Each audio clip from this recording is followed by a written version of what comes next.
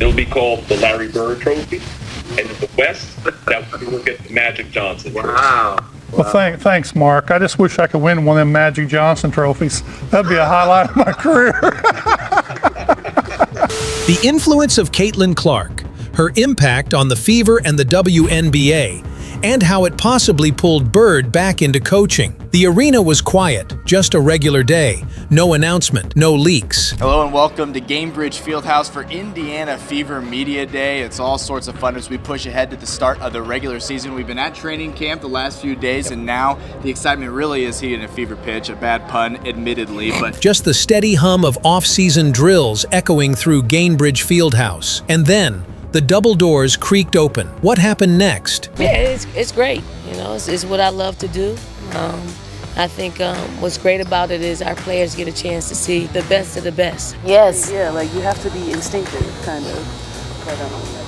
You think that's why our players, they just said it looks like a foreign play. They said it looks like a... It wasn't a scheduled media moment. It wasn't a player entrance. It was him, the hick from French Lick, Larry, legend. And for a moment, the air froze. Caitlin Clark and Aaliyah Boston reportedly paused mid-shoot-around, glancing up like fans instead of franchise players. Phones came out. A mirage of all of our plays. Our stories with USA Basketball have been linked for so long. When I was 21 in 2004, you know, Dawn was our starting point guard, and I just remember saying and thinking to myself, now that's what a leader looks like. And we're looking at, 14 years later, and now she's the head coach of the national team. Whispers turned into gasps, and then the beat dropped.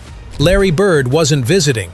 He was back. The Indiana Fever, a team still shaping its identity in the post-Clark era boom, had just pulled off the most unexpected play of the WNBA season. Home of the Gamecocks to have national team training camp. We have a world championship coming up here in the fall of 2018. I'm not ready yet. Now I'm ready. Started before. It's one of the challenges of being on the USA national team is the lack of time that we really have together to form that chemistry, to train, to kind of work out all the kinks. And so when we are together, we really have to be focused. Larry Bird, Hall of Famer, three-time NBA champion, two-time Coach of the Year, former Pacers executive, and architect of greatness, was now their head coach. Nobody saw it coming. Larry Bird hadn't coached a game in 20-plus years. His last public role was a quiet consultant gig with the Indiana Pacers. Having this group and having us in the city of Indianapolis, I think like the best of both worlds is happening right now, so I'm gonna bask in it and just kind of enjoy the moment. Rarely seen, never heard. But in one motion, he walked through those gym doors and rewrote the season.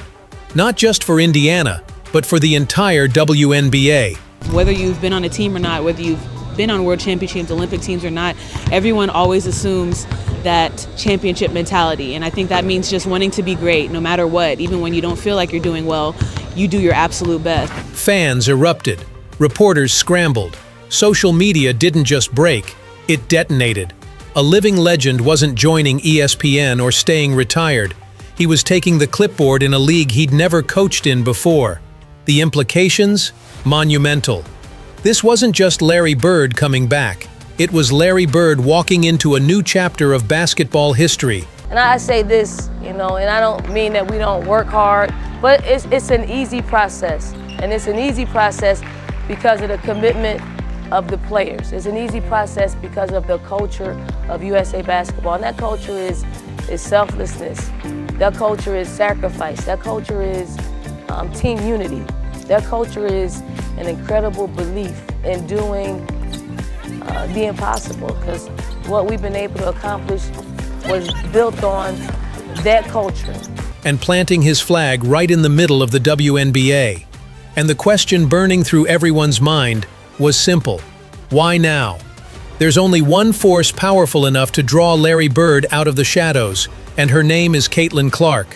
When Bird watched Clark at Iowa, something clicked. He saw a version of himself, the bold vision, the swagger, the range.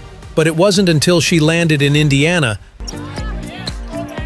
I've learned that pressure is when someone asks you to do something that you're not capable of doing, and I believe that this group of women that the USA Basketball has put together I think they're more than capable to be able to get it done, whoever is chosen. I think everybody's really excited. I believe the coaching staff is excited. And it's just going to be an unbelievable, That the pull became personal. Caitlin didn't just join the Fever, she rewired them. Overnight, Indiana went from an afterthought to the epicenter of women's basketball. Her rookie year numbers? Impressive. 19.2 points, 8.4 assists, 5.7 rebounds. But those were just the headlines. The real story was in the feel, the electricity she brought to the court, to the crowd, to the culture. Gainbridge Fieldhouse sold out for the first time in years. National broadcasts broke viewership records. Lines wrapped around city blocks just to get a glimpse of the new face of the league. She didn't walk in like a rookie. She ignited like a revolution. And legends feel revolutions. Bird saw in her the same fire that lit his own career. The quick release, the court vision, the ice-cold confidence. But it wasn't just her game. It was the movement she represented. Caitlin Clark wasn't just good. She was shifting the sport. And suddenly, the idea didn't sound so crazy. What if Bird could help shape that, mentor it, build around it? Because here's the truth. Coaching again, that was never the plan. But coaching her, that's legacy work. And that's what brought the legend back. Not for ego, not for a paycheck, but to take the most electric talent of this generation and build something historic. In Indiana, basketball isn't a game. It's gospel.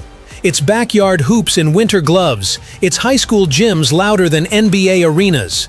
And it's a quiet pride, stitched into every jersey, every net, every cracked driveway court across the state. No one represents that soul like Larry Bird.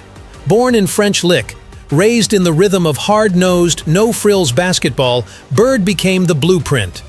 He wasn't flashy. He wasn't built in a lab. He was Indiana, molded by long hours, sharp elbows, and a jumper forged in the cold. He rose from small-town obscurity to global icon, and never forgot where he came from. So when he walks back into the game, this time not as a pacer, but as the head coach of the Indiana Fever, it's not a comeback, it's a homecoming. And it means something. To the Fever, to the fans, to the state. Indiana is in the middle of a basketball renaissance. Caitlin Clark is the face of the WNBA's future, and the Fever are the league's most watched team. Bird's presence doesn't just validate that, it elevates it. Sponsors will line up. Recruits will notice. The spotlight, national and global, will shine hotter than ever. Not because the Fever are trending, but because a legend just attached his name to their mission. But more than that, it's about connection, about bridging the gap between past and present, about honoring the roots of Hoosier hoops, while planting new ones for a generation of young girls who now see their home state at the center of the basketball universe. Bird's return isn't just strategic, it's spiritual. He's not just coaching a team, he's anchoring a legacy in the only place that's ever truly felt like home. Larry Bird doesn't walk into a gym without a plan. Never has. Never will. The man isn't just a basketball icon, he's a builder. And when he builds, it's not for short-term flash. It's for sustained excellence. That's what he did with the Pacers. And now, the same blueprint is unfolding in Indiana again, just with a different jersey. Bird brings with him something the Fever have never truly had, a winning system backed by generational basketball IQ. His resume speaks louder than hype. 3 NBA titles as a player, a Coach of the Year award in his first season, and an Executive of the Year nod after rebuilding a small market team into a contender. And now, he's taking that same DNA, efficiency, precision, discipline, and infusing it into the Fever. This isn't about running flashy plays or launching 33s a night. Bird's philosophy is simple. Do the fundamentals better than anyone else, and make everyone buy in. That's why his pairing with Caitlin Clark is so intriguing. She brings the improvisational brilliance, the deep bombs, the no-look dimes, the flair. Bird brings the structure, the tempo control, the spacing, the defensive mindset. One is chaos, the other is clarity. Together, it's basketball alchemy. And then there's Sophie Cunningham, the gritty shooter and enforcer who could become Bird's X factor. Her blue-collar toughness, her floor spacing ability, her defensive motor, all scream Bird ball. With a trio like that, the Fever aren't just building a team, they're sculpting an identity. An identity rooted in old-school values, but designed for a new era. This won't be a rebuild. This will be a rebranding, from underdog to powerhouse, from promising to proven. Because with Bird drawing the blueprint, every piece suddenly starts to fit. Larry Bird's return isn't just a headline, it's a statement. It's a signal that the WNBA is no longer the next big thing. It is the big thing. That legends of the game, like Bird, see its value, its future, and its fire. And they're not just watching from the sidelines anymore, they're stepping in. For the Indiana Fever, this could be the dawn of a dynasty. For Caitlin Clark, a chance to grow under one of the game's sharpest minds. And for women's basketball, it's a turning point. Because what happens next in Indiana might just reshape the sport, not just in one league, but across the entire basketball world. Thanks for watching. If you love deep, story-driven basketball coverage like this, smash that like button, drop your thoughts in the comments, and don't forget to subscribe to Her Hoops for daily hoop storytelling, analysis, and WNBA history in the making. Because here, we don't just cover the game, we live it. Until next time, stay locked in.